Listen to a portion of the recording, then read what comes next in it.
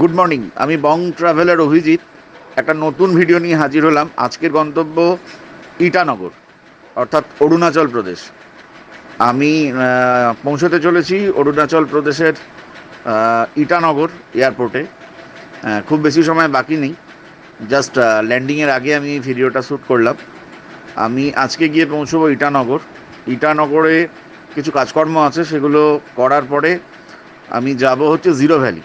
Actually Arunachal Pradesh যারা বেড়াতে আসেন তারা দুভাবে করেন অরুণাচল প্রদেশ। দিরাং, তাওয়াংয়ের একটা দিক, আর একটা দিক হচ্ছে ইটানগর, ইটানগর সিটি এবং জিরো ভ্যালি বলে একটা জায়গা। তো আমার যেটা প্ল্যান আছে, আমি দুটো ভাগে অরুণাচলের ভিডিওটা আপনাদের দেখাবো। অরুণাচল প্রদেশে আজকে আমার যে প্ল্যানিং সেটা হচ্ছে জিরো ভ্যালি এবং তার সঙ্গে গঙ্গা লেক, অরুণাচলের কিছু লোকাল মনাস্ট্রি ইত্যাদি জায়গাগুলো আমি এক্সপ্লোর করব। সঙ্গে থাকুন, আশা করছি এই ভিডিওটা ভালো হবে। আমরা ল্যান্ড করতে চলেছি ইটানগর এয়ারপোর্টে। ইটানগর এয়ারপোর্টে নামার পর আমরা এলাম হোটেল গোল্ডেন অর্কিড। এটা নেহার লেগুন, যেটা ইটানগর মেন মার্কেট। এয়ারপোর্ট থেকে আধ ঘন্টার মতো সময় লাগে। আমরা একটা ক্যাব নিয়ে নেহার লেগুন এলাম। এখানে হোটেল গোল্ডেন অর্কিডে আছি। তো ক্রিসমাসের টাইম, তাই খুব সুন্দর করে শহরটা সাজানো হয়েছে এবং আমাদের হোটেলের যে টেরেস সেটাও খুব সুন্দর করে সাজানো হয়েছে ক্রিসমাস ট্রি দিয়ে। সন্ধ্যেটা আমরা এখানেই এনজয় করলাম। এখানে কিছু লোকাল পাবলিক এবং অন্যান্য ট্যুরিস্ট তারা সবাই ছিলেন। তাদের সঙ্গে হই হুল্লোড় করে সন্ধ্যেটা ভালোই কাটলো। আগামীকাল আমাদের গন্তব্য জিরো ভ্যালি। গুড মর্নিং, আমি সকাল সকাল বেরিয়ে পড়েছি আজকে জিরো ভ্যালির উদ্দেশ্যে। অনেকটাই সময় লাগবে, প্রায় 4 থেকে 4.5 ঘন্টা সময় লাগবে পৌঁছোতে। তো আমি 7:30 নাগাদ বেরিয়েছি আমার একটি ওয়াগনার গাড়িতে। একটা কথা যেটা বলবো সেটা হচ্ছে যে অন্যান্য পাহাড়ি জনপদ, ভারতবর্ষের অন্যান্য পাহাড়ি জনপদে গাড়ির সাধারণত যে ধরনের ভাড়া হয়, অরুণাচলের ক্ষেত্রে দেখলাম যে ভাড়াটা খানিকটা বেশি। মানে সারাদিনের জন্য গাড়ি নিলে অন্যান্য জায়গায় হিমাচল প্রদেশ বা সিকিম অথবা উত্তরাখণ্ডে দেখেছি 3,500 থেকে 4,000 টাকায় গাড়ি পাওয়া যায়, কিন্তু এখানে 6,000 টাকার নিচে পার ডে গাড়ি পাওয়া গেল না।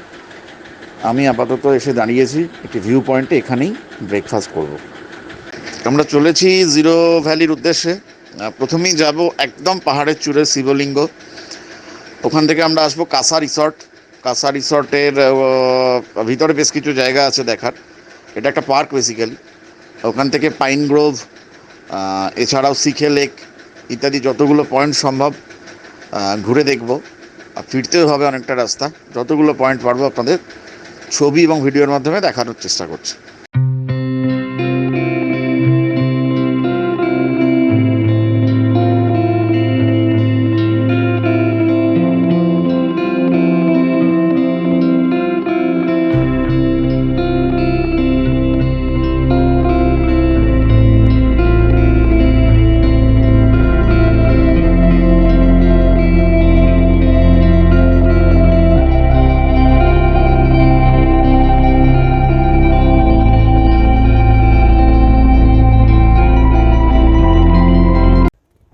হ্যালো, আমি এখন আছি অরুণাচল প্রদেশের একটা famous tourist spot zero. Zero বিখ্যাত হওয়ার প্রধান কারণ হচ্ছে এখানে একটা ইন্টারন্যাশনাল মিউজিক ফেস্টিভ্যাল হয়। তো কোথায় ফেস্টিভ্যালটা হয়, কোন ভ্যালিতে হয়, সেটা আমি দেখাবো। আমার পেছনে যেটা এখন দেখা যাচ্ছে এটা হচ্ছে কাসা রিসর্ট। এর মধ্যে একটা নেচার পার্ক রয়েছে, যেখানে কিছু গেমিংয়ের বন্দোবস্ত আছে, হর্স রাইডিং ইত্যাদি রয়েছে। তো এখন যেটা দেখাচ্ছি সেটা হচ্ছে, দেখুন আমার পেছনে। जैकब जी, हाँ जी थोड़ा हाथ हिला दीजिए। हाँ ड्राइवर साहब जैकब जी हाँ जी, लेके हाँ आए जी। हैं हमसे ईटानगर, हाँ जी। ईटानगर से।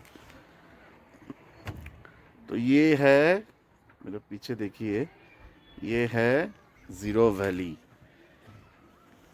ये अमेजिंग वैली है। एक्चुअली अभी तो विंटर है, इसलिए सूखा जैसा लग रहा है, एकदम শুকনো দেখতে লাগছে। কিন্তু সেপ্টেম্বর, আগস্ট সেপ্টেম্বর অ্যাকচুয়ালি মনসুনের সময়টাতে এখানটা পুরো সবুজ থাকে।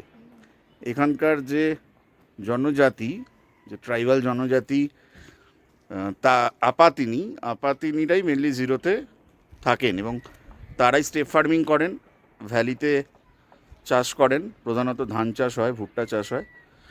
তো এখানটা পুরো সবুজ থাকে, এখন সেটা দেখা সম্ভব নয়। অসাধারণ জায়গা, প্রচণ্ড ঠান্ডা। তো নর্মালি আমি ভিডিও টিডিও করতে পারি না, হাত কাঁপে। তো এটা করলাম, এত সুন্দর জায়গা, ভাবলাম মুভমেন্টে বেশি বেটার লাগবে বোধ হয়। যাই হোক, আশা করছি আপনারা কখনো অরুণাচল প্রদেশ আসলে অবশ্যই একবার জিরো ভিজিট করবেন। তাওয়াং, দিরাং ওদিকটা তো সকলেই যায়, এই দিকটাতে মেচুকাও দুর্দান্ত জায়গা, মেচুকা যাওয়ার টাইম হলে যাব। জিরো অসাধারণ লাগলো। Thank you.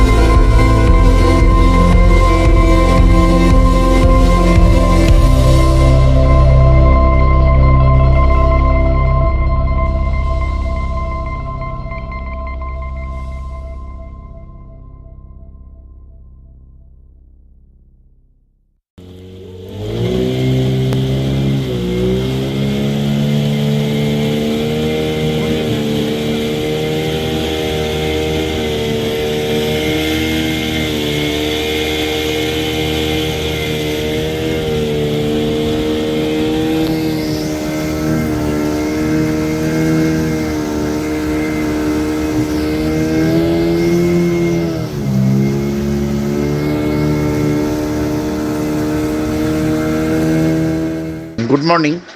আজ অরুণাচলে আমার দ্বিতীয় দিন ইটানগরে। সকলকে সকালের শুভেচ্ছা জানাই। আজ আমার কলকাতায় ফিরে যাওয়ার ফ্লাইট রয়েছে বিকেল 3টে। তো হাতে খুব বেশি সময় নেই। এর মধ্যেই আমি ইটানগরের লোকাল কিছু সাইট সিইং কভার করার চেষ্টা করব, যার মধ্যে বুদ্ধিস্ট মনাস্ট্রি এবং গঙ্গা লেক উল্লেখযোগ্য। তো এই দুটো পয়েন্ট ভিজিট করার পর যদি সময় থাকে তাহলে অন্যান্য জায়গায় যাবার কথা তখন দেখব ভেবে। আপাতত এখন সকাল 8:30, 8:45 বাজছে, আমি ব্রেকফাস্ট করে বেরোবো। তো বাকি যে জায়গাগুলি দেখব সেগুলো স্টিল ফটোগ্রাফি এবং ভিডিও করে আপনাদের সামনে তুলে ধরার চেষ্টা করছি। আর মোটামুটি আমি তো যেহেতু প্রফেশনাল ব্লগার নই, আমি এখানে আমার কাজে আসি, তার সঙ্গে যতটা পারি ভিডিও এবং ছবি তোলার চেষ্টা করি, ঘুরে নিজে দেখি এবং আপনাদের দেখানোর চেষ্টা করি। তো একার জন্য যদি কেউ একা আসেন, মানে ফ্লাইটে একদিন আসেন, তার পরের দিন ফিরে যান, কলকাতা থেকে ইটানগরের ফ্লাইট ওই 6,500 টাকা, মানে 13,000 টাকার মতো ফ্লাইট। হোটেল স্টে 2,500 টাকা, ওটা একটু নেগোসিয়েট করা যায়, কখনো 2,000 বা 1,500 সিজন অনুযায়ী। এখন অরুণাচলের লোকজনের ভিড় রয়েছে। খাওয়া দাওয়া এখানে নর্মাল, খুব বেশি আলাদা কিছু না, তবে গাড়ি খুব কস্টলি।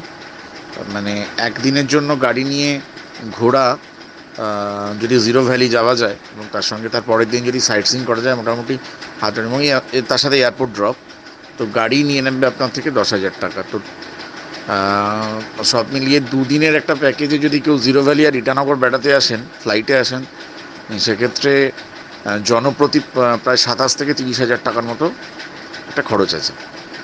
যেটা আমি কাজে এসে আমি যেভাবে এক্সপ্লোর করলাম, আমি সেই অভিজ্ঞতাটা শেয়ার করলাম। এটা অনেকভাবেই করা যায়, গ্রুপে এলে খরচটা কমে যাবে। তো আপাতত এটুকুই। পরবর্তীকালে আরও সুন্দর করে অরুণাচলের ভিডিও কম্বাইন করে আপনাদের কাছে প্রেজেন্ট করার চেষ্টা করব। সকলে ভালো থাকুন, ধন্যবাদ।